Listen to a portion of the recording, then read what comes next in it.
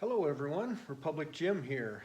I'm out in the barn today because we now have enough snow on the ground that I need to take the wheels and handles off of my handcart and convert it back to a utility sled. And hopefully pretty soon I'll be able to get out in the woods and do an overnighter in the snow.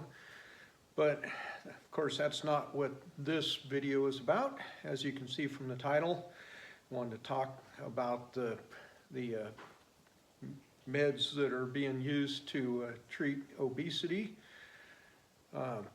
There's various different trademark names, and I'm not going to even attempt to pronounce any of them or list them all.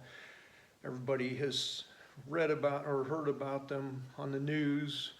They're just all the rage right now, and doctors are prescribing it willy-nilly to everybody. And there seems like every day there's some article about how they are useful against some other symptom, and just a wonder drug that is going to solve the obesity epidemic in the US. And there's just really not a lot of discussion at this point about what the long-term effects are. We have the word from the big pharma companies that are marketing it that say that they've done studies and it's safe and has all these benefits. And I'm not discussing it for the original treatment for diabetics because that's a completely different issue. If diabetics need the medication and it really prevents problems with that disease, then that's certainly a valid reason to take it.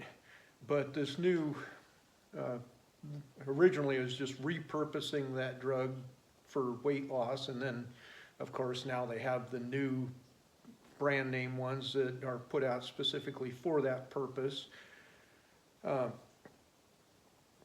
And there's just all these people that are now taking these medications in order to lose weight. So, it kind of begs the question of, are there long-term side effects or damages from that?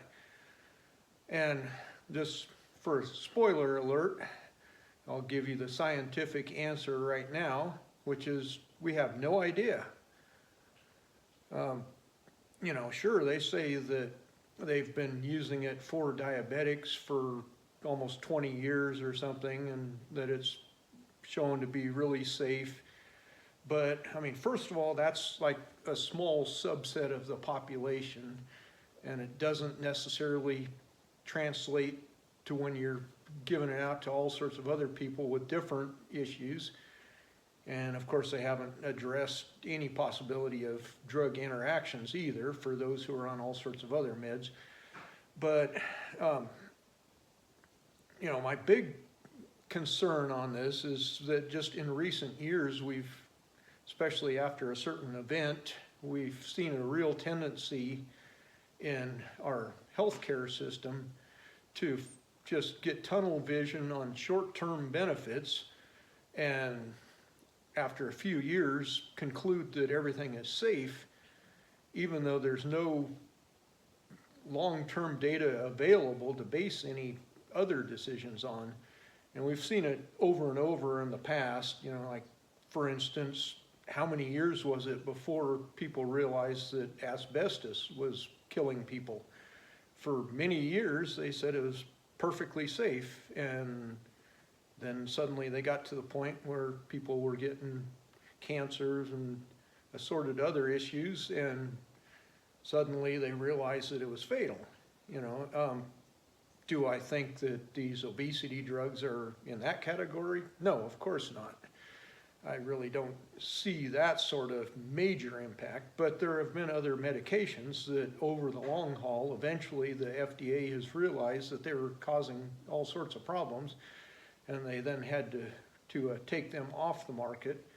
So it's really kind of premature to just conclude that they're safe when there's no real long-term data on a very large segment of the population or anything, especially when they're prescribing it to millions of people just with no real warning. I mean, I get that losing weight rapidly and, you know, getting to a more healthy weight is desirable, but there are other ways to do that. You know, the most obvious one is simply eating a healthier, less calorie diet and exercising more. And I know there's a lot of people now that, for whatever reason, say that, you know, they're not able to do that, that doesn't work for them, you know, oh, they have messed up hormones or this or that.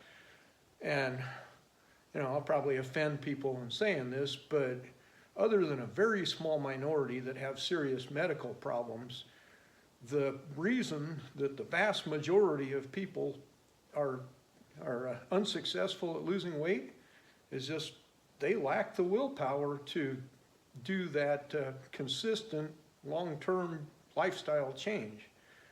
And, you know, I'll admit I struggle with that some too. There's a couple of times I've gotten down to around 180 and then I've gradually gained it back, and, you know, I'm currently around 190. You know, I could definitely stand to lose a little more fat, but all in all, you know, considering the fact that I don't actually track my calories or anything and just kind of mainly control it by trying to limit my portions a bit and do occasional intermittent fasting and exercise, you know, I think that I'm happy with that. But, you know, unfortunately, our society has gotten to the point where a lot of people just are unable or unwilling to maintain that effort and realize that it's going to take work to accomplish their goals. And they want that magic pill that gives them a shortcut without putting in the work. But as far as doing a healthy, lower calorie diet and exercising consistently, I can tell you there are definitely side effects from that. And that would include a sense of achievement, more self-confidence, better discipline, more mobility as they age, better balance, those sorts of things, just general overall health that you achieve by making those consistent lifestyle changes. So, you know, that by far is my preference, and my recommendation to people is to make that decision and commitment to long-term just healthy lifestyle as opposed to trying to take a shortcut with meds.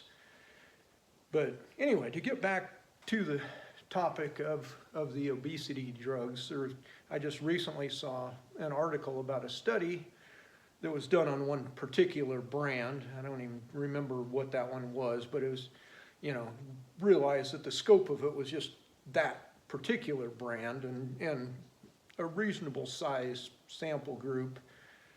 But they were investigating the link between using that medication and increase in chance of getting a rare eye disease, which is incurable and eventually leads to blindness, you know, which to me would be a major side effect that I wouldn't really want to face. And, you know, the study found that there was a statistically significant increase. It was small, but it was enough that they could show it was linked to taking that medication. And, you know, it was definitely not zero. And, you know, the pharmaceutical company says, well, they investigated it and it's rare, and they think that the benefits of the medication more than offset the risk of getting that. So, you know, what exactly is rare?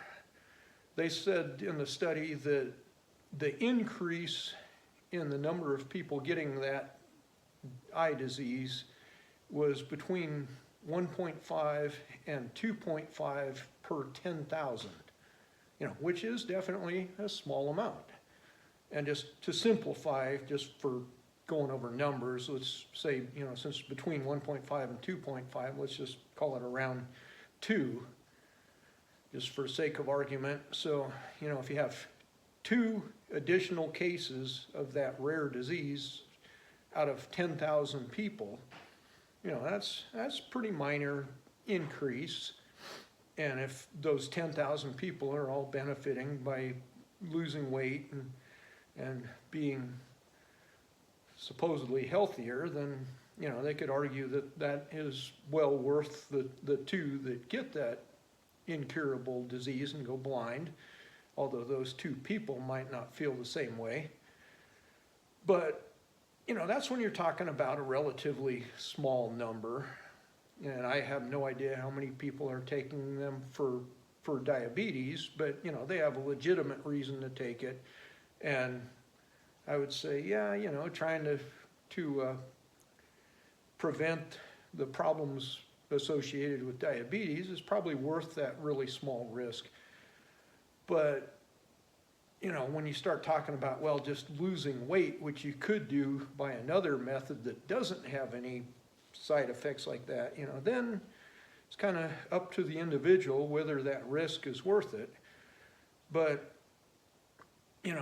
like I said, they're just prescribing this to huge amounts of people now.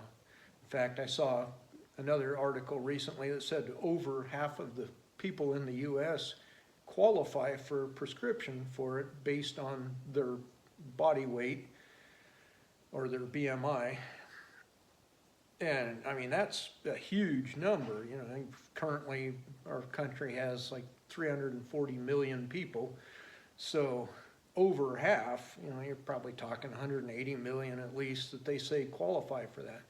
And of course, I don't think that anywhere near that many people would actually do it, but you start looking at these numbers. Okay, so the chance of getting this rare eye disease is 2 in 10,000 increase over what the baseline was. But say you extrapolate that out to 1 million people that are taking it instead of 10,000. Well, suddenly you have 200 people that could potentially be going blind. 200 out of 1 million, still statistically that same rare rate, but a little bit higher number now. And keep in mind that is per 1 year of taking the med. So in that first year, if 1 million people are taking it, statistically they're saying roughly 200 people are going to get this rare disease that is going to make them go blind. Okay, well, and that's for 1 million. What about, say, 50 million? And last I heard, the number of people already taking it was somewhere north of 30 million. So say you get 50 million people taking it, then that same 2 out of 10,000 for 50 million, you're talking about 10,000 people that could potentially go blind. And that's, again, in the course of 1 year of taking it. And when you consider that taking it for weight loss, you're sort of, if you want to keep the weight off, you're sort of committed to taking it for the rest of your life, which they don't really talk about too much, and I'll touch on that point more in a bit. But so say you're taking it for 30 years and you have that same chance every year. I mean, potentially in 30 years, could this country have 100,000 or 200,000 people or something going blind because of taking the med? I have doubts. I think the people that are genetically predisposed to get something like that are more likely to get it early on, and then the others just won't get it even over the years, but that's, of course, just totally my opinion, and I'm certainly not an expert. But again, the scientific answer to that is we don't know. There's no data yet at this point to to tell us one way or the other what the possibilities there are. So, personally, I would choose to put in the work and the long-term self-discipline and just get to a healthy weight on my own without taking anything that might increase my risk of going blind. But, that's me. Then another study that I saw recently said that they found that it also causes loss of some muscle in the heart. And I guess that's just sort of a side effect of the nature of the medication, that some of that weight loss tends to be muscle, not just fat, which I'll get back to also. But, when they're talking about losing muscle in the heart, the statement that they mentioned in the article was that, well, in the short term, that could actually be healthy for people, which, I guess if you have thickened walls of your heart that are interfering with blood flow or something, maybe losing some of the muscle could be beneficial. But the way I look at it is the heart's an organ that you count on to pump blood throughout your body for your entire life. I personally like the idea of having that muscle and, having a strong heart, and not real crazy about the idea of losing that muscle, getting a weaker heart, because I just think that long term that could really shorten somebody's life if their heart just is not strong enough to maintain the healthy function. So, just my opinion on that, of course. But, and then in terms of what I said about, losing muscle as well as fat for that overall weight loss, I saw like some anecdotal comments saying that the weight loss, it could be as much as 40% muscle loss, out of the total amount of weight lost, so like 60% fat, 40% muscle. It could be less than that. I would guess, just my uneducated opinion, that the more obese you are, the more fat that you have to lose, like probably the higher percentage of fat loss compared to muscle. But especially as you get down closer to your optimal weight, that at that point, because you're not eating as much, and you're just not maintaining the amount of calories needed to build muscle, I could see where the percentage of muscle lost in comparison to fat would go up. So, just a couple of real rough math deals with no basis in any actual data, but just running some numbers hypothetically to kind of give an idea. Like say you're 300 pounds, you lose 100 pounds total over however long it takes while you're taking this medication. And, so you lose 100 pounds, you get down to 200. Well, say, being generous here, let's say because you had a lot of fat that you primarily lost that, and say like 85% of what you lost was fat and only 15% was muscle mass.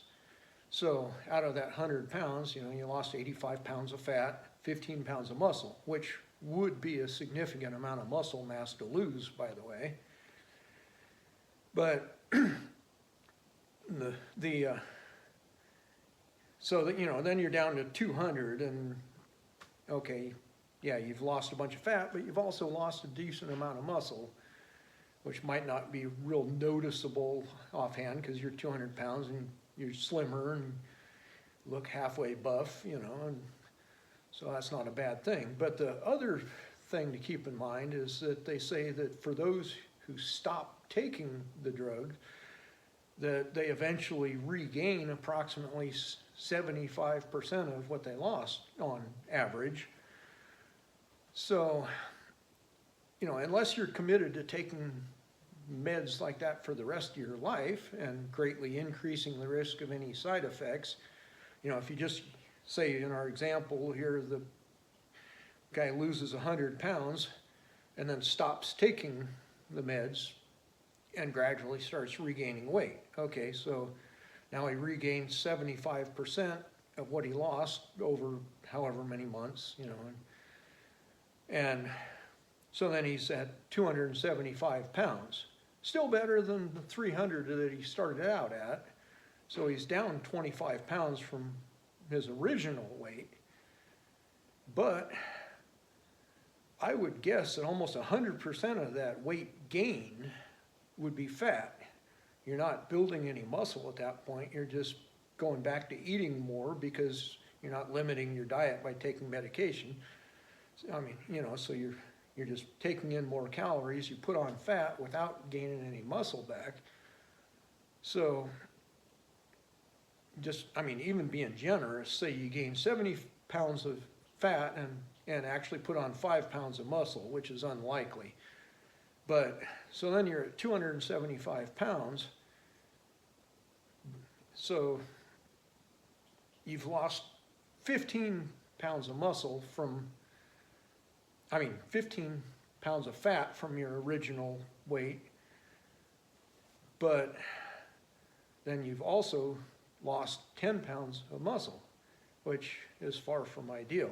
So you end up actually with a higher body fat percentage, you know, compared to your muscle mass than where you started at. And just as another example, because some people are using it just as a quick way to lose some weight and get down to their target weight, even though they're not really obese or anything. Say you only wanted to lose 10 pounds, you know, you're going to your class reunion and you want to lose 10 pounds quickly. You don't want to put in a bunch of weight, a bunch of work to lose the weight.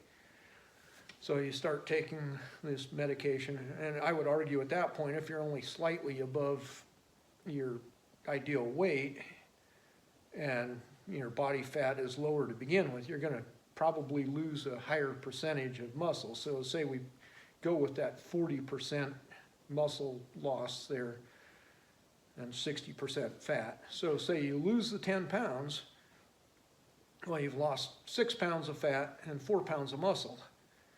Then after the reunion, you stop taking the meds and eventually gain 75% back. Well, you've gained 7.5 pounds back. So you're still 2.5 pounds less than the starting point, but the 7.5 pounds you gain back, or say maybe you only 7 pounds are fat and half pound of muscle gained back. But so then once you gain that 7 pounds of fat back, you know, you're 2.5 pounds less than what you started at, but you actually gained a pound of fat and lost 1.5 pounds of muscle. I think I'm losing track of my numbers here. But anyway, you know, you can do the math, and I'm having a hard time keeping track of it while I'm talking. But, you know, you can crunch those numbers and see how it works out, where especially if all you gain back is fat, then it becomes a lot simpler to figure out. But I'm just trying to give the benefit of the doubt and say, well, maybe you gain a little bit of muscle back, but highly unlikely. You're probably going to just gain fat back, which will more than offset the, you know, in a lot of cases, the fat that you lost, but you don't regain the muscle. So really, if you take the drugs for a while and then stop, you end up eventually becoming even flabbier than you were to start with.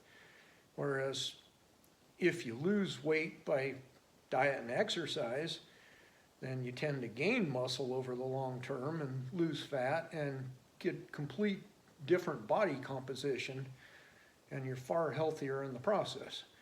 But, you know, with these obesity drugs, you're, like I said, you're kind of locked into just taking them the rest of your life if you don't want to regain the weight and you're not willing to change your lifestyle in the process. So, you know, then you have people that are totally dependent on it. If there's any shortages, they're in trouble. If their insurance stops paying for it, it's ridiculously expensive. And, you know, and it's just, the prices could be astronomical over the long term, so it's gonna drive everybody's insurance costs up. But that's the way that our healthcare system works these days.